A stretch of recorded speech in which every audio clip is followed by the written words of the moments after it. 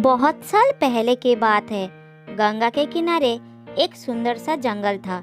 उस जंगल में बहुत सारा पशु पक्षी मिलजुल कर रहते थे।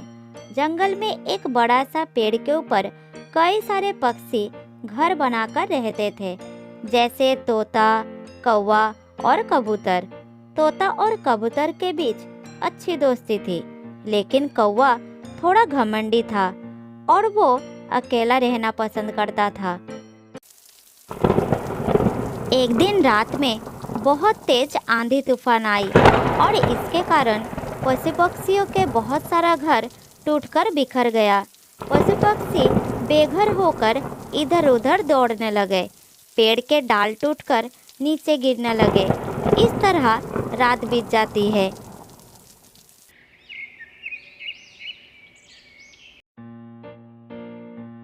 सुबह होने के बाद देखा गया कि जंगल का काफी नुकसान हो गया है। इधर एक बंदर पक्षियों की खबर लेने वहां आता है। अरे कौवा भाई, तोता भाई, कहाँ हो तुम लोग? कहीं ऐसा तो नहीं कि आंधी के साथ तुम लोग भी उड़ गए? अरे कौवे का घोंसला तो कहीं नजर नहीं आ रहा। कहाँ गए हैं सब? तब कौवा नीचे से आवाज लगाता है। उसका घोंसला उसके ऊपर गिरा हुआ था। फिर कौवा बंदर की आवाज सुनकर धीरे धीरे बाहर निकलता है और कहता है, अरे बंदर भैया, मैं जिंदा हूँ। कुछ देर के लिए मुझे लगा था कि मैं मर गया हूँ। तुम्हारा आवाज सुनकर मेरा होश आया। हाँ भाई, इस आंधी ने तो सब कुछ तबाह कर दिया। मुझे तो लगा था कि तुम भी इस आंधी में उड़ गए होंगे, इसलिए खबर लेने आया हूँ तुम्हारा। क्या कह रहे हो बंदर भाई? अभी मेरा उम्र ही क्या है, इतने जल्दी कैसे मर जाऊंगा? वैसे कबूतर कहीं दिखाई नहीं दे रहा है। आंधी से पहले हम दोनों एक दूसरे से बात कर रहे थे, लेकिन तभी अचानक तेज आंधी ने दोनों को उड़ा ले गया। उसके बाद मुझे कुछ याद नहीं। तभी कबूतर उड़ते हुए वहां पर आता है। अरे भाई, क्या बात है? मेरे ही बातें चल रहा है। हाँ भाई, तुम्हारा ही बात चल रहा है। बंदर भैया को कल क्या हुआ था वही कह रहा हो। अब चलो जल्दी से हमारा घर ठीक कर लेते हैं। इस बार और भी मजबूत घर बनाना होगा, नहीं तो फिर से हमें उड़ा ले जाएगा। वो सब बातें कर ही रहे थे, तभी उनकी नजर पेड़ पर जाता है। वो सब देखते हैं कि तोता अपना घर ठीक कर रहे हैं। तब कौवा उसके पास जाता है और कहता है, अरे तोता भाई, तुम तो बड़े तेज निकले। आंधी थमी नहीं कि अपना घर बसाना शुरू कर दिया। जरा हमारे लिए भी इंतजार करो। ना भाई, ऐसी कोई बात नहीं है। दरअसल तुम तो जानते ही हो, मुझे जरा दाना पानी लेने जाना है और मैं तो समय नष्ट नहीं करता हूँ। ये तो तुम भी जानते हो। हाँ भाई, हाँ जानता हूँ। तुम अपना काम समय पर करते हो। ठीक है, मैं भी अपना काम करता हूँ। मुझे भी अपना घोंसला ठीक करना है। ठीक है, मैं भी चलता हूँ। मुझे भी खाना ढूंढना होगा। देखता हूँ जंगल में कुछ बचा भी है या नहीं। अगर सारा फल झड़ गया तो समस्या हो जाएगी। इतना बोलकर बंदर वहां से चला जाता है। फिर तोता कबूतर से कहता है, कबूतर भाई, चलो जंगल से दाना पानी लेकर आते हैं। घोंसला बनाने में मैं तुम्हारा मदद कर दूंगा। चलो चलते हैं।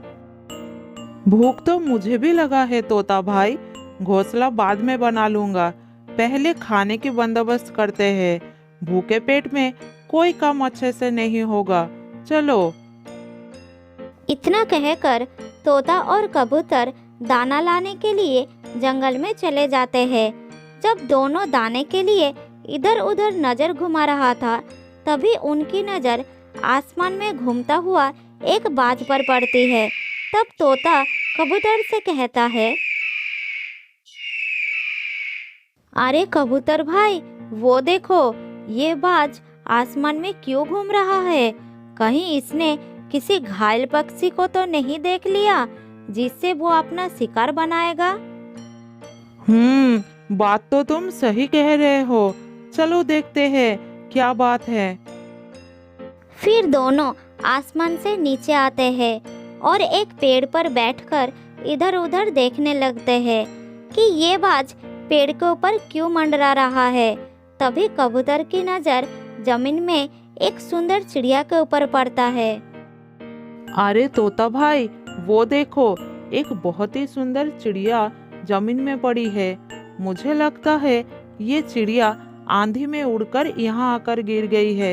ये चिड़िया तो बहुत ही खूबसूरत है। ये तो हमारे जंगल के नहीं लगते हैं। क्या बोल रहे हो तुम? अरे हाँ हाँ कबूतर भाई, चिड़िया तो बहुत ही खूबसूरत है। इतनी खूबसूरत चिड़िया हमारे जंगल में कभी नहीं देखा। लेकिन ये जिंदा है या मर गई है? अरे तोता भाई, ये क्या बोल रहे हो? चलो उसके पास जाकर देखते हैं। फिर दोनों चिड़िया के पास जाकर बैठते हैं तो उन्हें पता चलता है कि वो जिंदा है। इतनी खूबसूरत चिड़िया को देखकर तोते के दिल जोर जोर से धड़कता है। लेकिन चिड़िया बेहोश पड़ी थी। ऐसा लग रहा था कि आंधी ने उसे यहाँ लाकर गिरा दिया हो। चिड़िया तो बहुत ही खूबसूरत है भाई। अगर मैं शादीशुदा नहीं होता तो मैं इसे शादी कर लेता, लेकिन मैं अपनी बीवी को धोखा नहीं दे सकता। तुम कोशिश कर सकते हो तोता भाई। अरे ये सब क्या कह रहे हो कबूतर भाई? पहले इसे होश में तो आने दो। ये कौन है, कहाँ से आई है, यहाँ कैसे पहुँची, ये सब जानना है पहले। अरे भाई, अभी से इतनी चिंता? हाँ हाँ, प्यार में ऐसा होता है, मैं सब जानता हूँ। दोनों बात कर ही रहे थे, तभी चिड़िया की आँख खुली। फिर वो कहने लगी, मैं कहाँ हूँ और तुम लोग कौन हो? मेरे पास क्या कर रहे हो? मैं यहाँ कैसे आई? डरो मत, हम तुम्हारी मदद के लिए आए हैं। अगर हम तुम्हारे पास नहीं आते तो वो बाज तुम्हें खा जाते। मुझे अपने घर जाना है। मैं घर जाना चाहती हूँ। ये कौन सी जगह है? तुम बिल्कुल डरो मत, हम तुम्हें तुम्हारे घर पहुंचा देंगे। रो मत।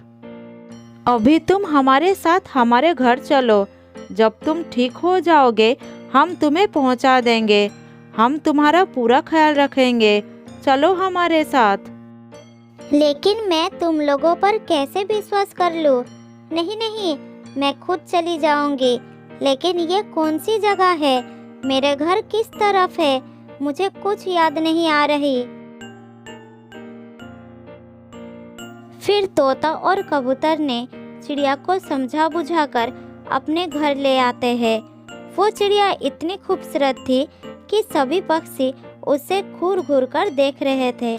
ये बात जब कौवे को पता चलता है कि तोता के घर में एक विदेशी खूबसूरत चिड़िया आई है, तब वो तुरंत तोते के घर पहुंचता है।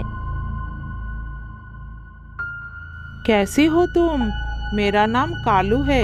तुम बहुत ही खूबसूरत हो। चलो मेरे साथ।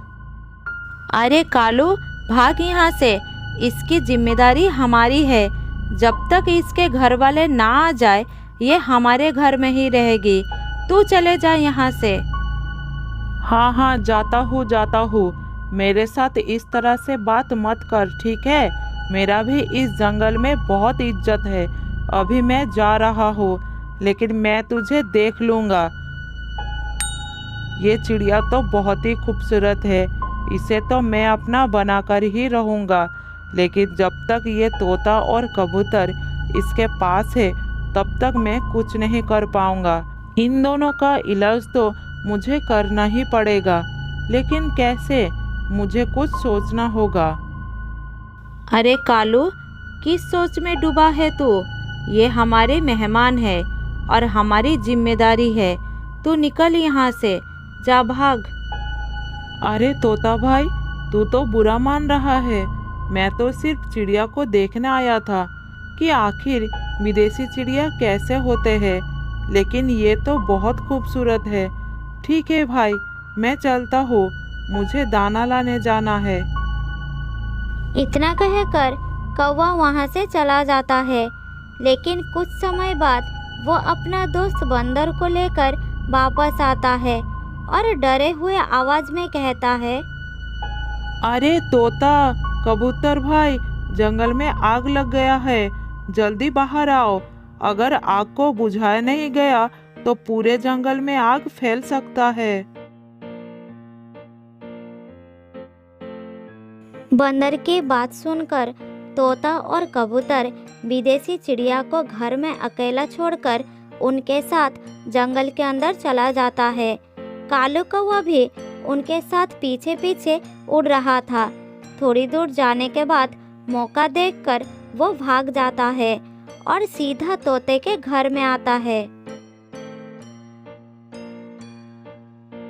अरे क्या हुआ, सब ठीक तो है ना? और बाकी सब कहाँ है? और तुम इतनी जल्दी लौट आए, आग बुझ गई क्या? आग तो पूरे जंगल में अब लगेगी। चलो मेरे साथ, मैं तुम्हें लेने आया हूँ।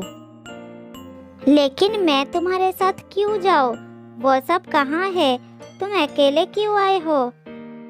अरे घबराओ मत, असल में इस जंगल में भयानक आग लग गया है और हम सब इस जंगल को छोड़कर जा रहे हैं, इसलिए वो सब हमें भेजा है तुम्हें उनके पास ले जाने के लिए। फिर कौवा उसे समझा बुझाकर अपने साथ दूसरी जगह ले जाता है और वहां जाकर उसे एक पिंजरे में बंद कर देता है। फिर उसे कहता है, मैं तुम्हारे प्यार में पागल हूँ, बताओ तुम मुझे शादी करोगे या नहीं? अगर तुम मुझे शादी नहीं करोगे तो मैं तुम्हें नहीं छोड़ूंगा। इधर बंदर तोता और कबूतर को जंगल के बहुत दूर ले जाता है, लेकिन उन्हें कहीं भी आग या धुआं नहीं दिखता। फिर तोता बंदर से कहता है, हम जंगल से बहुत दूर निकल आए हैं और पूरे जंगल में कोई आग भी तो नहीं है। कहीं तुम हमें झूठ तो नहीं बोल रहे? और कालू कहाँ है? कहीं ये सब तुम दोनों की चाल तो नहीं है? तोता और कबूतर को समझ आ जाता है कि ये कालू की चाल है, चिड़िया से दोनों को दूर करने की। फिर दोनों जल्दी से उड़ते हुए अपने घर में आते हैं, लेकिन घर में पहुंचकर चिड़िया को नहीं देख पाते हैं। फिर दोनों उड़ते हुए चिड़िया को ढूंढने निकल पड़ते हैं। तभी उन्हें एक जगह से चिड़िया की चिल्लाने की आवाज़ आती है और दोनों ही उस दिशा में बढ़ते हैं। वहां पहुंचकर दोनों देखते हैं कि कालू ने चिड़िया को बंदी बनाकर रखा है। तेरी इतनी हिम्मत कालू, तू हमारी मेहमान को बंदी बनाकर रखा है, तुझे तो मैं जिंदा नहीं छोड़ूंगा। ये कहकर दोनों कालू के ऊपर झपट पड़ते हैं। मार खाकर कालू उनसे माफी मांगता है। मुझे माफ कर दो भाइयों, मुझे बहुत बड़ी गलती हो गई। मैं कभी ऐसा काम नहीं करूंगा, बस छोड़ दो मुझे, मैं इस जंगल को छोड़कर चला जाऊंगा। फिर कौवा जंगल छोड़कर वहां से चला जाता है और तोता चिड़िया को अपने घर ले आता है। घर पहुंचकर विदेशी चिड़िया तोता के साथ अपनी जिंदगी गुजारने का फैसला लेती है। फिर वो तोता के साथ सुख शांति से अपनी जिंदगी जीने लगती है। बहुत साल पहले की बात है। एक जंगल में लीला नाम की एक हिरनी रहती थी जो गर्भवती थी। उसका एक साथी हिरन जिसका नाम था शिवा, दोनों एक दूसरे से बहुत प्यार करते थे। वो सब एक झुंड में रहते थे। जब भी सब घास चरने जाते तो एक साथ एकजुट होकर जाते थे, क्योंकि उस जंगल में जंगली जानवरों का बहुत ज्यादा खतरा था।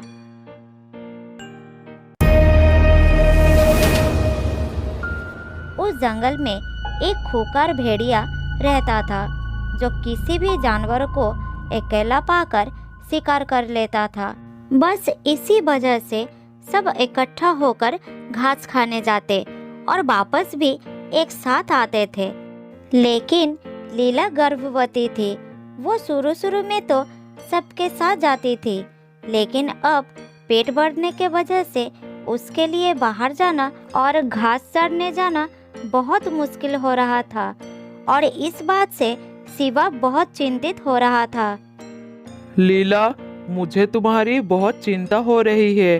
अब तुम घास चरने सबके साथ नहीं जा पा रही हो क्योंकि सब जल्दी जल्दी चलते हैं, जिस वजह से तुम अकेली पीछे रह जाती हो। मुझे बहुत डर लगता है कहीं तुम पे उस भेड़िए की नज़र ना पड़ जाए, इसलिए मैं चाहता हूँ तुम यहीं इसी सुरक्षित जगह पर रहो।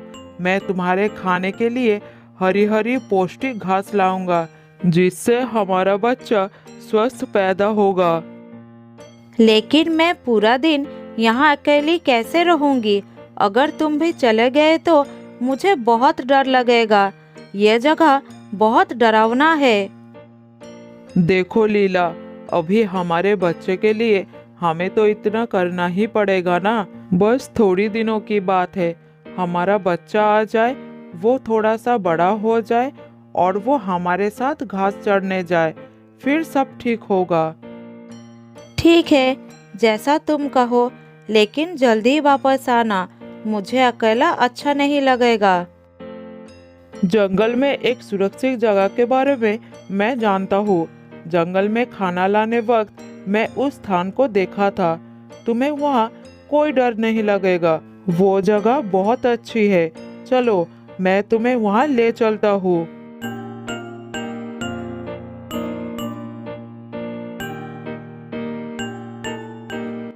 उस दिन के बाद से लीला को शिवा ने एक सुरक्षित जगह पर रखने लगा ताकि उस भेड़िए की नज़र लीला पर ना पड़े और वो बाकी जानवरों के साथ दूर जाने लगा।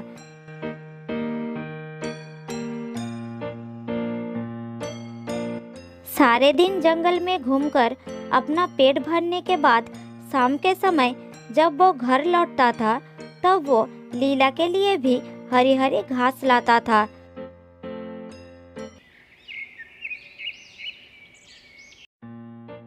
इसी तरह दिन बीतता गया।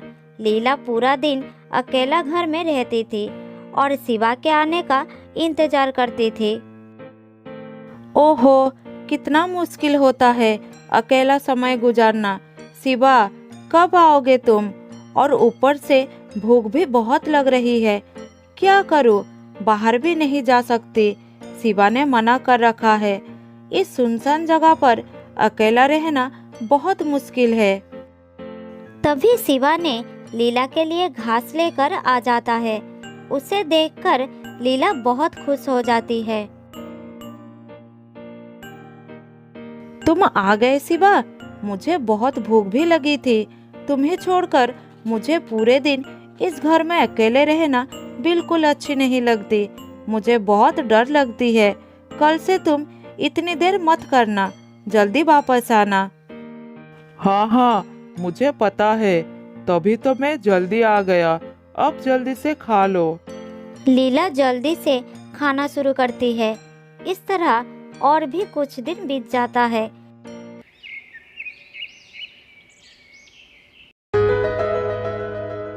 एक दिन लीला ने एक छोटा सा बच्चे को जन्म देती है जिसका नाम दोनों मिलकर सोनू रखते हैं। शिवा अपने बच्चे के लिए बहुत खुश था, इसीलिए वो लीला और सोनू से कहता है, लीला, जब तक हमारा बच्चा थोड़ा बड़ा ना हो जाए तब तक तुम्हें यहाँ से बाहर नहीं जाने दूंगा। बाहर बहुत खतरा है। बस थोड़े दिनों की बात है, उसके बाद सब ठीक हो जाएगा। तब तक मैं तुम्हारी खाने पीने का खुद ध्यान रखूंगा।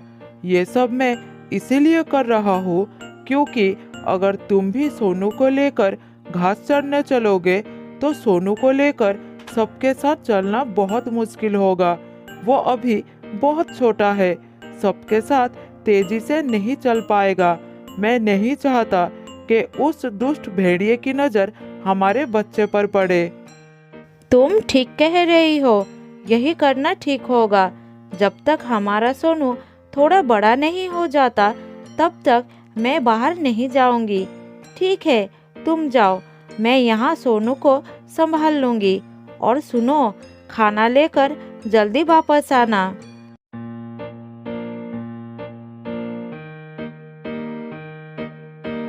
लीला ने शिवा की बात मान के अपने घर पे ही रुकती है और शिवा रोज की तरह खाने के बाद अपनी पत्नी के लिए घास ले आता था। लीला अब पहले की तरह घर में अकेली नहीं रहती, उसके साथ उसका बच्चा भी था, इसीलिए पूरा दिन बच्चे के साथ व्यस्त रहती थी, उसकी देखभाल करती थी और दूध पिलाती थी।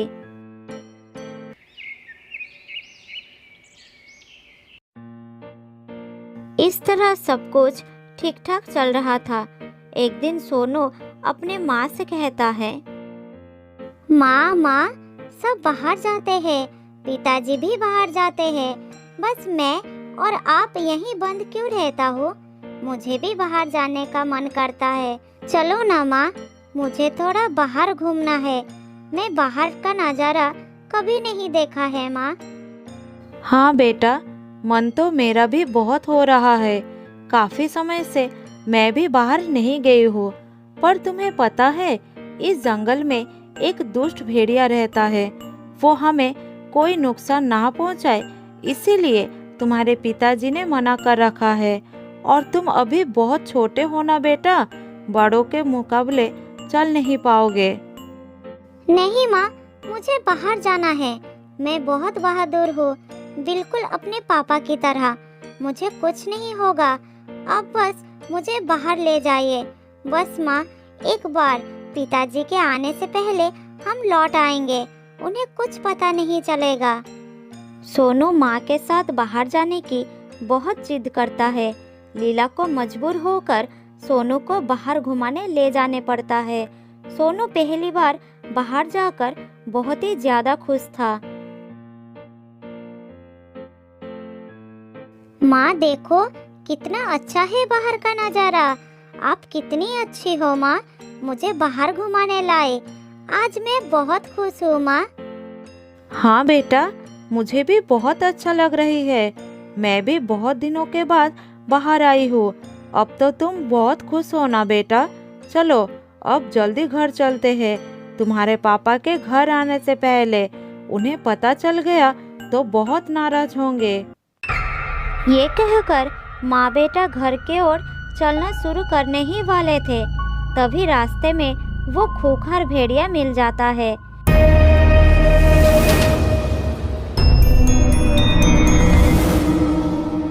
शिवा ने इसी डर के कारण उन्हें बाहर जाना मना किया था। लीला और सोनू बहुत घबरा जाते हैं। लीला को अपनी जान की परवाह नहीं थी, बस उसे उस बात की चिंता थी कि अब अपने जिगर के टुकड़े को कैसे बचाया जाए, क्योंकि अब उसे पता था कि भेड़िया उसे छोड़ने वाला नहीं है। अब लीला को बस शिवा के बात याद आ रही थी। उसने उसे बार बार घर से बाहर ना जाने के लिए मना किया था। अब वो बहुत अफसोस कर रही थी कि उसे सोनू की जिद पे बाहर नहीं आना चाहिए था। उधर उसी समय शिवा जब शाम को अपनी पत्नी और बच्चे के लिए खाना लेकर घर पहुंचता है, तब वो घर पर लीला और सोनू को देख नहीं पाता है। वो बहुत चिंतित हो जाता है। अरे ये क्या, घर में तो कोई नहीं है। आखिरकार कहाँ गए होंगे मेरे बीवी और बच्चे? हे भगवान, दोनों को रक्षा करना, दोनों ही मेरी जिंदगी है। फिर मन में डर और चिंता लेकर शिवा अपने बीवी और बच्चे को ढूंढने निकलता है।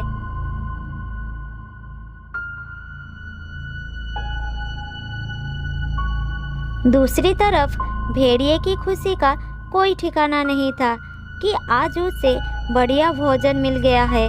फिर वो कहता है, अरे वाह, लगता है आज मेरा दिन अच्छा बीतेगा। मुझे बिना मांगे दो दो शिकार मिल गए। मुझे ज़्यादा मेहनत नहीं करनी पड़ी। आज बढ़िया भोजन होगा। लेकिन पहले किससे शुरू करूं? बच्चे से या माँ से?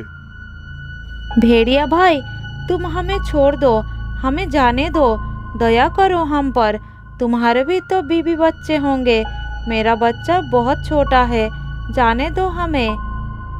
चलो ठीक है। वैसे तो मैं किसी पर तरस नहीं खाता, लेकिन बीवी बच्चे का सुन के मैं ये जरूर कर सकता हूँ। मैं तुम दोनों माँ बेटे में से किसी एक को खाऊंगा और किसी एक को छोड़ दूंगा। अब तुम ठीक करो, कौन मेरा शिकार बनेगा और कौन घर वापस जाएगा। ठीक है, तुम मुझे खा जाओ, लेकिन मेरे बच्चे को छोड़ दो। मैं अपने बच्चे को मरता हुआ नहीं देख सकती। मुझे अपना शिकार बना लो। तभी अपनी बीबी और बच्चे को ढूंढता हुआ शिवा वहां पर पहुंच जाता है। नहीं नहीं भेड़िया भाई, अगर तुम्हें खाना ही है तो मुझे खा जाओ। मेरे बीबी और बच्चे को छोड़ दो। उन्हें कुछ हो गया तो मैं जीते जी मर जाऊंगा। मेरे बीबी बच्चे को छोड़ दो, मुझे अपना शिकार बना लो। नहीं, तुम मुझे खाओ। सारी गलती मेरी ही है। मैं ही बाहर आने का जिद कर रहा था माँ के साथ। मैं अगर जिद ना करता तो अभी किसी की भी जान खतरे में नहीं होता। और वैसे भी माँ बाबा में से किसी एक का कुछ भी हो गया तो मैं कैसे जीवित रहूँगा। भेड़िया सबकी बातें सुनकर हैरान हो जाता है। कोई किसी को इतना प्यार कैसे कर सकता है? पूरा परिवार एक दूसरे के लिए जान देने को तैयार था। ये सब देखकर उसका मन नर्म हो जाता है। फिर वो कहता है, मैंने अपनी जिंदगी में अपने परिवार के लिए ऐसा प्यार कभी नहीं देखा। तुम सब एक दूसरे से कितना प्यार करते हो। एक दूसरे के बिना नहीं रह सकते हो। अगर मैंने तुम में से किसी एक को खा लिया तो तुम्हारा परिवार अधूरा हो जाएगा और मुझे पाप लग जाएगा। इसलिए मैंने फैसला किया है कि मैं आज का दिन भूखा ही रह लूंगा, पर तुम में से किसी को भी नहीं खाऊंगा। जाओ, जियो अपनी जिंदगी खुशी से। सुनो बेटा, हमेशा अपनी पिता माता की बात मानकर चलना। फिर वो सब खुशी खुशी अपने घर लौट आते हैं और सुख शांति से जीवन जीते हैं।